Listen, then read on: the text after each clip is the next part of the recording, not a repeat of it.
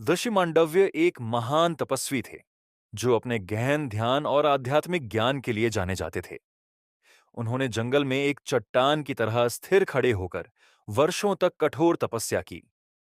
उनकी चुप्पी और दुनिया से विरक्ति ने उन्हें ऋषियों के बीच बहुत सम्मानित बनाया और यहां तक कि दैवीय प्राणी भी उनसे डरते थे।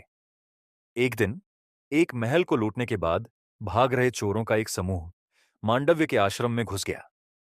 छिपने के लिए उन्होंने अपना चुराया हुआ सामान झोपड़ी के अंदर रख दिया और भाग निकले। कुछ ही देर बाद राजा के सैनिक चोरों की तलाश में वहां पहुंचे। आशी की झोपड़ी के अंदर चोरी का सामान देखकर उन्होंने मान लिया कि मांडव्य ही चोर है। सैनिकों ने मौन ऋषि को गिरफ्तार कर लिया और उन्हें राजा के पास ले गए। अनुचित दंड। राजा ने बिना जांच किए मांडव्य को मौत की सजा सुनाई। उस समय की सजा के अनुसार मांडव्य को एक नुकीले खंभे शूल पर लटका दिया गया। हालांकि अपनी तीव्र आध्यात्मिक शक्ति के कारण मांडव्य की मृत्यु नहीं हुई। वह जीवित रहा, गहन ध्यान में, यहां तक कि खूंटे से छेदे जाने के बावजूद भी। यह देखकर राजा को अपनी गलती का एहसास हुआ और वह आशी को छुड़ाने के लिए दौड़ा।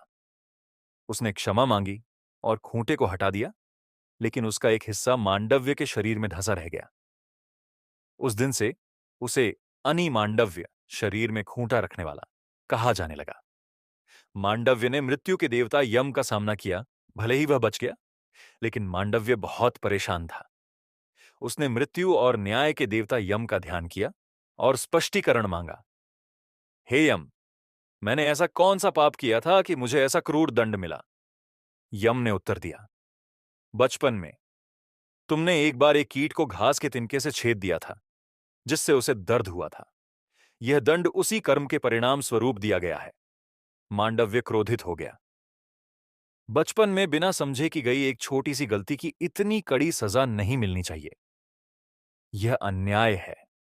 अब से मैं तुम्हें श्राप देता हूं, यम, कि 14 वर्ष की आयु से पहले किया गया कोई भी पाप कभी भी कर्म के रूप में नहीं गिना जाएगा।